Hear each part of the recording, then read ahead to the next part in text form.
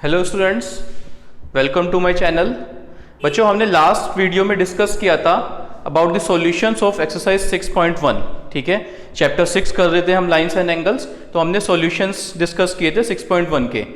Now proceeding with that, today we will do the solutions of exercise 6.2। The very first question we have, एक हमारे पास बच्चों figure दी हुई है और इस फिगर में क्या दिया हुआ है, आपके पास x और y आपको फाइंड आउट करना है। ये x और y आपको फाइंड आउट करना है और आपको उसके बाद ये बताना है कि ये AB है, ये CD के पैरेलल है।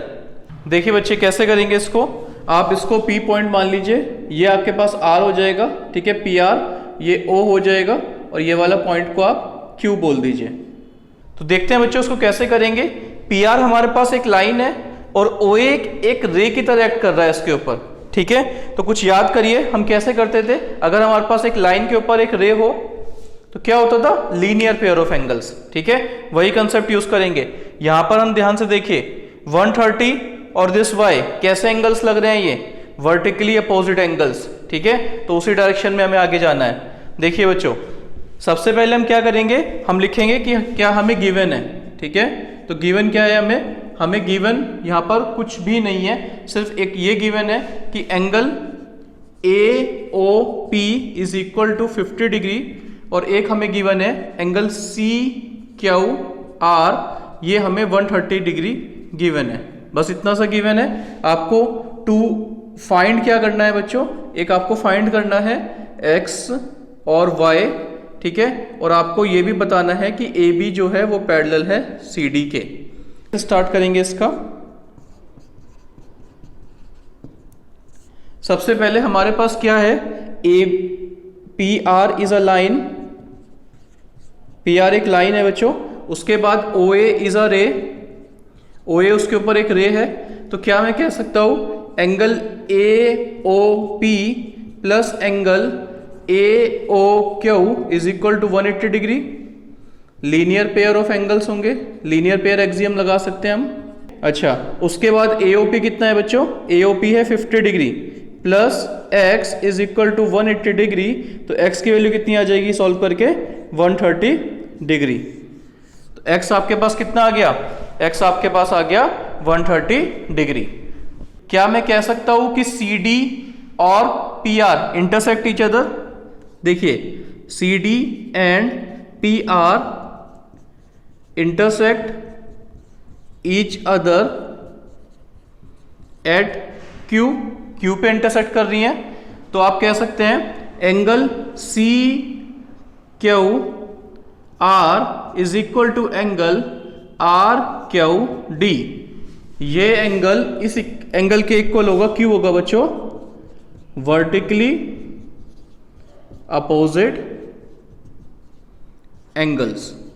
ठीक है, तो हमारे पास कितना आ जाएगा, CQR कितना है 130 degree is equal to y, तो y की वैल्यू कितनी आ जाएगी 130 डिग्री।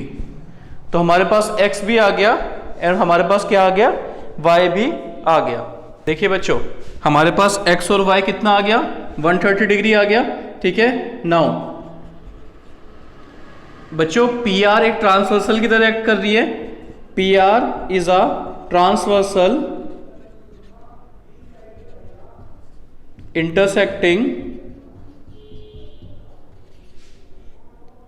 AB and CD। ठीक है, also x is equal to y, x के इक्वल है बच्चों y के, but these are alternate interior angles, hence आप बोल सकते हो AB पैरेलल टू CD। कैसे लिखा मैंने ये रिजल्ट, देखिए बच्चों, अगर आपके पास एक ट्रांसवर्सल इंटरसेक्ट करती है दो लाइंस को और जो ऑल्टरनेट इंटीरियर एंगल्स हैं अगर वो आपके पास इक्वल हो, ठीक है, तो आपकी जो लाइंस होती हैं वो पैरेलल होती हैं। कैसे लिखा, आप लिखेंगे साथ में कि if a transversal intersect two lines such that pair of alternate interior angle is equal, then lines are parallel। ठीक है बच्चों, तो आपको ये लिखना पड़ेगा कि अगर आपकी एक ट्रांसवर्सल इंटरसेक्ट कर रही है दो लाइंस को सच दैट कि ये एक्स और वाई आपस में इक्वल हो जाए, तो आपकी लाइंस क्या होंगी, पैरेलल होंगी। क्लियर हो गया।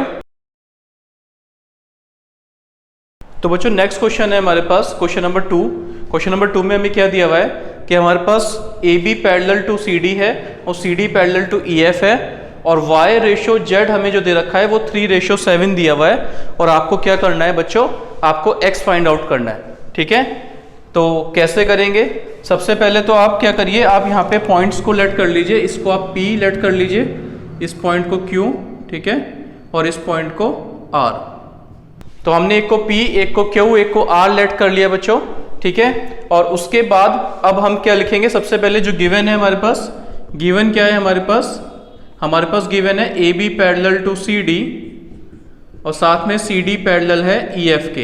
ये दो लाइंस आपस में पैरेलल दी हुई हैं, और एक हमें दिया हुआ है Y ratio Z is equal to 3:7। ठीक है, और आपको टू फाइंड क्या करना है, यहाँ पे आपको यहाँ पे बच्चों एक्स फाइंड आउट करना है।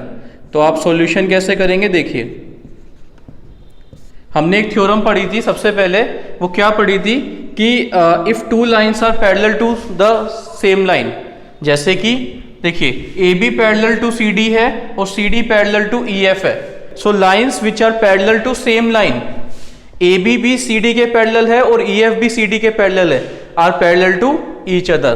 तो हम कह सकते हैं सबसे पहले तो A B parallel to C D और C D parallel to E F. ठीक है, ये हमें गिवन है, आप कह सकते हो कि इसका मतलब होगा A B parallel to C D parallel to E F.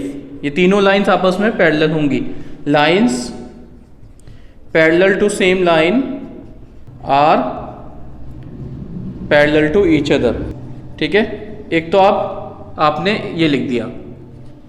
इसके बाद let y is equal to 3a, ठीक है, और z is equal to 7a।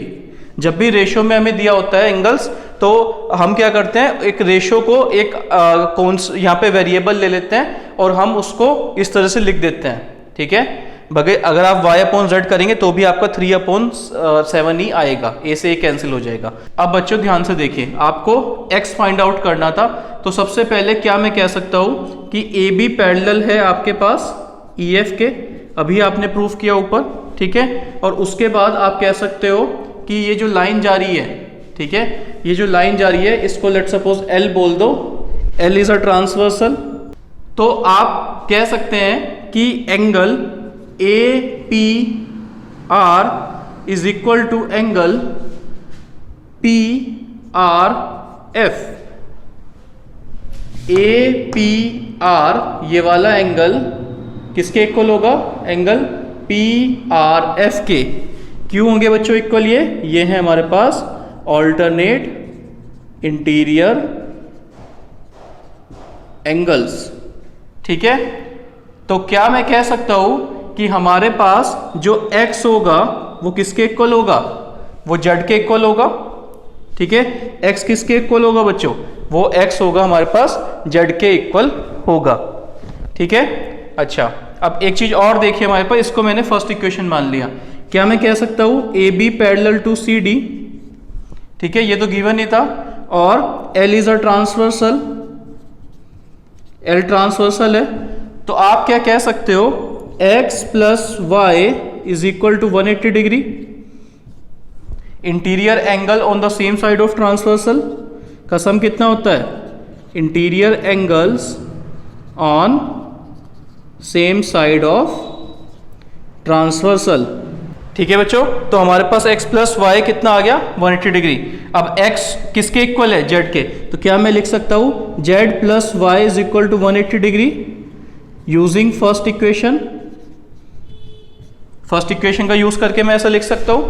अच्छा अब देखिए बच्चों, z plus Y is equal to 180 degree, z कितना है आपके पास 7a, तो क्या मैं लिख सकता हूं 7a plus 3a is equal to 180 degree, 10a is equal to 180 degree, और a की वैल्यू कितनी आ जाएगी आपके पास 18 डिग्री। अगर आपके पास a 18 आ गया तो बच्चों z की वैल्यू कितनी होगी, z होगा हमारे पास 7 × 18 होगा, ठीक है। तो z की वैल्यू कितनी आ जाएगी, ये आपके पास आ जाएगा बच्चों, z इज इक्वल टू 7 8 जा 56, 5 7 1 जा 7 126। तो z की वैल्यू कितनी आ गई 126, ठीक है। और बच्चों x किसके इक्वल है, x is equal to z है, तो x की वैल्यू भी कितनी आ जाएगी 126 आ जाएगी।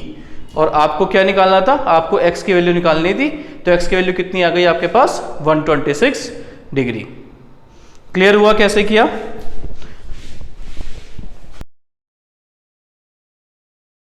देखिए बच्चों क्वेश्चन नंबर 3 में हमें क्या करना है, हमारे पास गिवन है हमें AB पैरेलल टू CD। क्या गिवन है, AB पैरेलल है CD के, उसके बाद एंगल GED कितना है 126 डिग्री है। आपको क्या करना है, आपको फाइंड आउट करना है एंगल AGE कौन सा एंगल हुआ बच्चों, ये एंगल आपको फाइंड आउट करना है। उसके बाद आपको क्या फाइंड करना है, GEF कौन सा एंगल हुआ, ये एंगल आपको फाइंड आउट करना है। उसके बाद आपको क्या फाइंड आउट करना है, FGE कौन सा एंगल हुआ, ये एंगल आपको फाइंड आउट करना है, ठीक है बच्चों। तो देखिए कैसे करेंगे। सबसे पहले हमें क्या गिवन है, हम वो गिवन लिखेंगे। हमें गिवन है यहां पर AB पैरेलल टू CD, एक ये चीज गिवन है हमें, और उसके बाद हमें ये गिवन है एंगल GED 126 डिग्री, ठीक है। उसके बाद हमें फाइंड क्या करना है, हमें फाइंड आउट करना है angle AGE, angle GEF and angle FGE। Solution, ध्यान से देखिए बच्चों, आपके पास AB पैरेलल टू CD है, ठीक है। क्या मैं कह सकता हूं GE is a transversal, AB parallel to CD, ठीक है, और GE इज अ ट्रांसवर्सल। तो आपके पास एंगल AGE एंगल GED के क्यों होगा, ऑल्टरनेट इंटीरियर एंगल्स।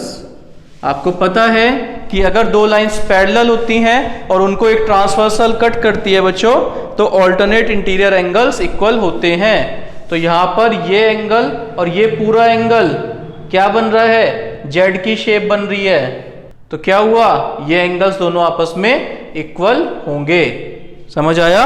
तो आपके पास एंगल AGE निकालना था, किसके इक्वल होगा, एंगल GED के इक्वल है, और ये किसके इक्वल है 126 डिग्री के।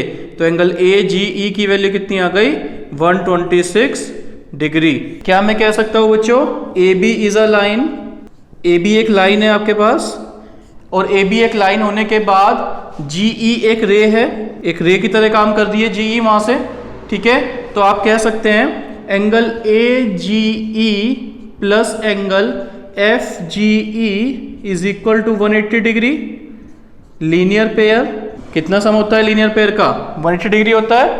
AGE कितना आ गया 126 degree plus angle FGE is equal to 180 degree. तो यहां से आपके पास FGE की वैल्यू कितनी आ गई 180 माइनस 126। तो आपके पास FGE आ गया बच्चों सॉल्व करके 54 डिग्री। तो हमने बच्चों AGE भी फाइंड आउट कर लिया और हमने फाइंड आउट कर लिया FGE भी। क्या रह गया हमारे पास, हमारे पास रह गया बच्चों फाइंड आउट करना, देखो ये भी हमारा हो गया, AGE भी हमारा हो गया और FGE भी हो गया, GEF रहता है, ठीक है। तो क्या मैं कह सकता हूं बच्चों GEF। तो ध्यान से देखिए, क्या आप कह सकते हो angle GED is equal to, ठीक है, GED इज इक्वल टू क्या दिया हुआ है, GED हमें इक्वल दिया हुआ होगा, किसके इक्वल होगा GEF प्लस FED, ये दोनों का सम के इक्वल होगा बच्चों। अच्छा, अब आपको ये पता है कि EF क्या है, परपेंडिकुलर है किसके ऊपर, CD के ऊपर। तो इसका मतलब क्या होगा बच्चों, आपका जो एंगल होगा FED वो कितना होगा, वो 90 डिग्री होगा। ये इसका परपेंडिकुलर गिवन है बच्चों, तो आपके पास FED कितना होगा 90 होगा। अब देखिए GED is equal to G E F plus 90 degree आप कह सकते हो, ठीक है। अच्छा, आपको तो जी ई एफ निकालना है, तो जी ई एफ कितना होगा, जी ई डी कितना है, जी ई डी है 126, तो 126 माइनस 90 डिग्री, तो आपके पास जी ई एफ कितना आ गया बच्चों, फाइंड आउट करके 126 में से आपका 90 माइनस करेंगे तो ये आ जाएगा 6 और 36, ठीक है। तो कितना आ गया आपके पास, ये आ गया 36, तो 126 माइनस 90 36 डिग्री, और यही आपको फाइंड आउट करना था।